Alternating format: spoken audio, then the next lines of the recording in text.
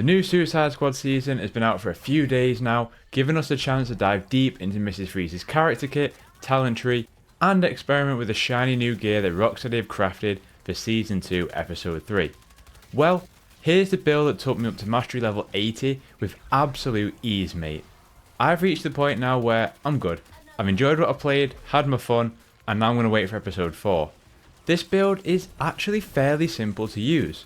A mixture of burning and then freezing enemies, building the combo up and then using that sick little cyclone traversal attack. Mrs. Freeze is an absolute delight to play. Between the Iceman-like traversal, her traversal attack itself, the talent tree capabilities, she is very, very good.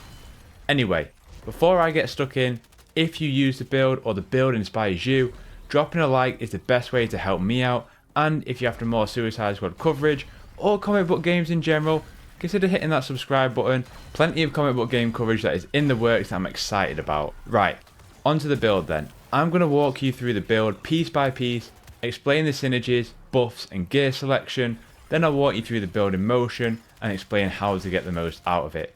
Sound good?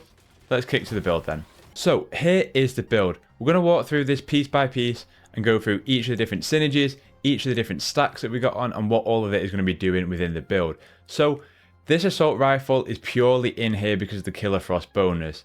I like the tier 3 loot set of Killer Frost's infamy items more than tier 2 and tier 1, and we'll go through that in a minute. The actual gun that we're going to be using predominantly while we're shooting is Firefly's Pyromaniac.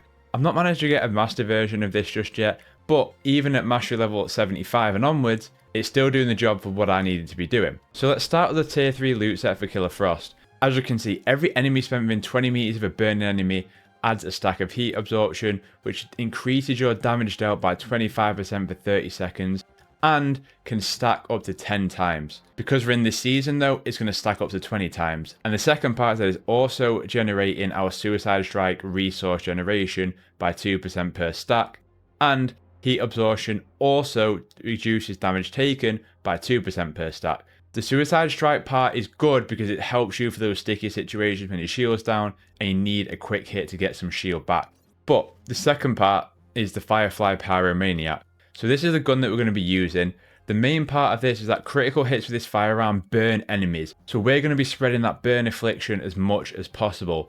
The Alt Fire version means that we deal 3000% increased damage to burning enemies and causes them to explode, which is crazy amounts, right?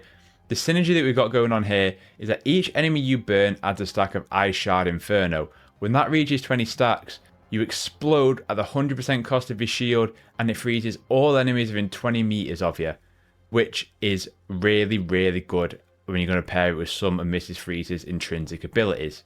Onto the melee, we've got Parasite's Power Absorption. Again, increases melee damage by 300% on afflicted targets. Basically, everyone's going to be afflicted, so it's going to be crazy. And then if that target doesn't die, the affliction is absorbed and then you hit the next one and it increases that damage by 1000%, which is crazy when it's paired with some of the melee abilities again in that talent tree. Again here, each enemy you kill adds a stack of life energy. When that reaches 10 stacks, you gain a damage increase that increases your max shield capacity by 50% for 60 seconds. Again, really helpful for survivability. As for the grenade, I've gone for Heatwave's Incendiary Charge. The explosion radius of this grenade is increased by 100%, and each enemy hit takes 250% damage while burning for 15 seconds. And again, the idea is that everyone's going to be burning. Speaking of, Heatwave's Molten Skin, there's no synergy going on here either, but burning an enemy that isn't already burning gives you 90% damage reduction for 2 seconds, and that can be increased by 2 seconds up to a maximum of 20 seconds. Again, we're burning everyone here, so we're really reducing the amount of damage that we're taking. The Traversal mod is the Master Taken by Storm. For each afflicted enemy you hit with a traversal attack, there's a 25% chance of your shield fully overcharging. We're going to be flicking between afflicting enemies and using our traversal attack, so this is perfect for that. As for the neck bomb, I've gone for Conduction. That's just to get that second piece bonus on the Killer Frost tier 3. And then Lucky Charm, I've gone for the Corrupted Two Faces coin. Killing an enemy with a melee attack, shield harvest or suicide strike now burns or punishes all enemies within 20 meters. And again, when we talk about the talent tree in a minute, you're going to see what kind of difference that can make. But that burn part is ridiculous when it's paired with what we're going to be doing here. As for all the other parts, again, you're just going to want to stack assault rifle damage or damage to either frozen or burned enemies. Same with your melee.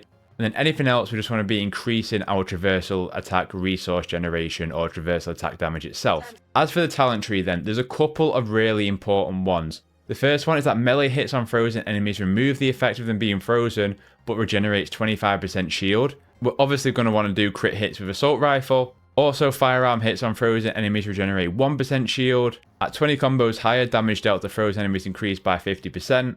This one is massive. At 40 combo or higher, counters will freeze any enemies that you hit with that counters within that 15-meter zone. And again, if we're talking about regenerating that shield, that's going to be huge. Again, another one where melee hits regenerate 3% shield. If we're stacking that on top of frozen enemies already, that's going to give us even more shield back. Another one, performing a suicide strike will spawn shield pickups.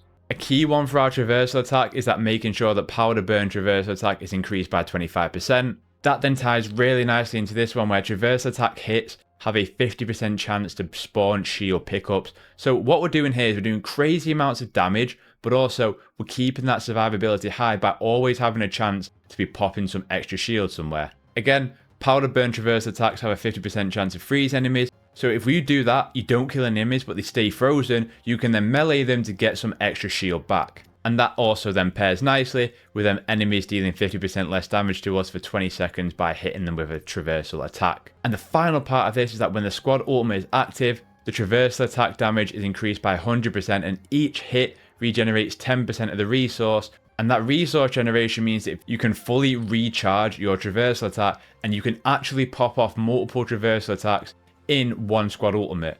As for the squad talent tree, I don't really spec too much into this because I never find the need to. But I would go for assault rifle damage, I'll go for damage against burning or frozen enemies, and I'll go for traversal attack resource generation. Everything else is pretty sound, truth be told. Now let's talk about the build in motion and how to get the most out of it. So as far as the build in motion then, at the start of each incursion we're going to want to get into the thick of combat and pop the squad ultimate. Throw a few grenades to get some quick kills and get that combo up, and whilst the ultimate is active, get around and hit off our traversal attacks. For each traversal attack that hits, it replenishes it. So if you get a good group of enemies, you can instantly refresh your whole traversal attack and therefore use multiple traversal attacks during one squad ultimate. I believe the max I got was like 5 traversal attacks during one. When that runs out, it's about the mixture of burning and freezing enemies. The assault rifle is going to be scoring crit hits and that's going to be burning the enemies. And then by burning a load of enemies at once, you will freeze the enemies around you. If you use your powered melee to spread the burn affliction, those around you will also all freeze. Same for just getting a normal melee kill for those around you. And then we also want to then use melee attacks on those frozen enemies to start to replenish the shield. Keep doing this until you can build your ultimate up again and then rinse and repeat.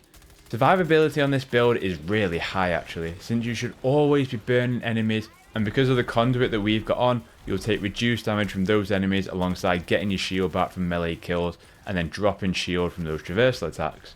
Just make sure you stay on the move. The two things that you need to be cautious of are snipers and those environmental ice attacks that are fresh in this season. They can really knock you out of your rhythm. But that's essentially the build. Like I say, this got me to Mastery 75 with pure ease all the way up to 8 even, and even without min-maxing each specific gear piece. Not even getting the master versions of all of them even. And I could easily take it further, that's for sure. So, let me know, what do you think of this build? And what do you think of Mrs. Freeze and her toolkit so far? Do you like her as much as I do? Has she become your favourite character? Let's talk in the comments down below. Like I said, dropping a like really does help me out, and if you're after more comic book game coverage and Suicide Squad as we progress through these episodes, consider subscribing.